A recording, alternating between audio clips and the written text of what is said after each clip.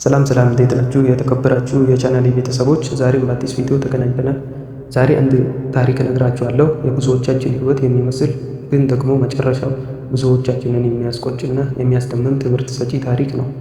ዲግሪ ወይስ የገበያ ጥበብ? የትኛው ነው የዛሬዋን ኢትዮጵያ የሚገልጸው? በሚል ትረካው ጀምራል። ክፍል 1 ጉዞ ወደ ከተማ። ከዓመታት በፊት በገጠር በረሃማ መንደር ውስጥ አንድ ወጣት ነበር። ስሙም ሰይፌ ይባላል። ሰይፌ እንደ ጓደኞቹ ደብተር ይዞ ትምህርት ቤት መመላለስ አልፈለገም። ትምህርት ብቻውን ሆድ አይሞላም የሚል እምነት ነበረው። ቤተሰቦቹ ተማር፣ ዲግሪ ይዘህ ወንበር ላይ ተቀመጥ ቢሉትም እሱ ግን ልቡ አላረፈም። በመጨረሻም የያዛትን ጥቂት ሳንቲም ቋጥሮ ጫማውን አቧራ አስነስቶ ወደ አዲስ አበባ አመራ። ክፍል 2 የሊስትሮ ሳጥን። አዲስ አበባ ሲደርስ የሚያውቀው ሰው የሚጠለልበት ዘመድ አልነበረው። የያዛትን ሳንቲም ማለቋን ሲረዳ አንዲት የሊስትሮ የሳጥንና የጫማ ቀለም ገዝቶ ፒያሳ ጥግ ላይ ተቀመጠ። ጓደኞቹ በየወሩ ደውለው እኛ ዩኒቨርሲቲ ገባን፣ አንተ ግን አሁኑም ሰው ጫማ ስር ነህ እያሉ ይሳለቁበት ነበር። እሱ ግን ፈገግ ብሎ ቀለምና ብሩሹም ቢሆን የራሴ ስራ ነው ይላቸው ነበር። ሰይፌ በሊስትሮነት መቆየት አልፈለገም።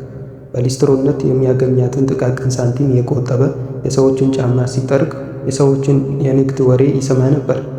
ገበያው የት ጋ ነው፣ ትርፉ የት ጋ ነው የሚለውን በትጋት ያጠና ነበር። ክፍል 3 የፈተና ውጤት። ዓመታት ሄዱ። ጓደኞቹ በፈተና አለፍን እያሉ በየሴሜስተሩ ስኬታቸውን ያበስሩታል። እሱ ግን ከሊስትሮነት ወደ መለስተኛ ንግድ፣ ከንግድ ወደ ትልቅ ሱቅ ባለቤትነት ተሸጋገረ። በኢትዮጵያ ነባራዊ ሁኔታ ውስጥ ካለው የዋጋ ግሽበትና የገበያ መዋዠቅ ጋር እንዴት መታገል እንዳለበት በሕይወት ትምህርት ቤት ተመረቀ። ክፍል 4 የምረቃው ቀንና የጎዳናው መራራ እውነት። በመጨረሻም ያ ቀን መጣ። ጓደኞቹ በታላቅ ድምቀት ከዩኒቨርሲቲ ተመረቁ። ጥቁር ካባቸውን ለብሰው ፎቶ ተነስተው ተመረቅን አሉ። ነገር ግን የምረቃው ድግስ እንዳበቃ ያጋጠማቸው እውነት መራራ ነበር። የያዙት ዲግሪ ስራ ሊሰጣቸው አልቻለም። በየመንግስት መስሪያ ቤቱ ቢንከራተቱም ስራ የለም የሚል መልስ ብቻ ይጠብቃቸዋል። ዛሬ እነዚያ የተማሩት ጓደኞቹ ስራ አጥተው ማኪያቶ እየጠጡ ቀን ሲገፉ፣ ሰይፌ ግን የራሱ ድርጅት ተቆሞ ብዙ ሰዎችን ቀጥሮ ያስተዳድራል። የማጠቃለያ መልእክት። ይህ ታሪክ ትምህርትን ለማጣጣል አይደለም፣ ነገር ግን ትምህርት ብቻውን መፍትሄ በማይሆንባት የገበያ ክህሎትና ተግባራዊ ጥረት በሚጠይቅባት የዛሬዋ ኢትዮጵያ ውስጥ ዲግሪ ብቻ ይዞ ቁጭ ማለት ለውጥ እንደማያመጣ ማሳያ ነው።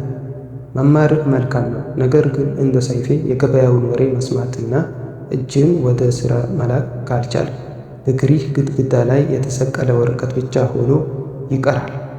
ይህ ትረካ ለእናንተ ምን አስተማራችሁ? እናንተስ ትምህርት ወይስ ተግባራዊ ሥራ ይበልጣል ትላላችሁ? ሐሳባችሁን ኮሜንት ላይ አስፍሩልኝ። ይህ ቪዲዮ ለብዙዎች እንዲደርስ ላይ ማድረጋችሁን አትርሱ። እንዲሁም እንዲህ ያሉ መሳጭና ሕይወት ቀስቃሽ ትረካዎች እንዲደርሷችሁ ደግሞ ለቻናሉ አዲስ ከሆናችሁ ሰብስክራይብ አድርጉ። ለጓደኞቻችሁም ሼር በማድረግ ለውጥ እንዲጀምሩ ጋብዟቸው። በሚቀጥለው ቪዲዮ እስከምንገናኝ ደህና ሰንብቱ። ቻው።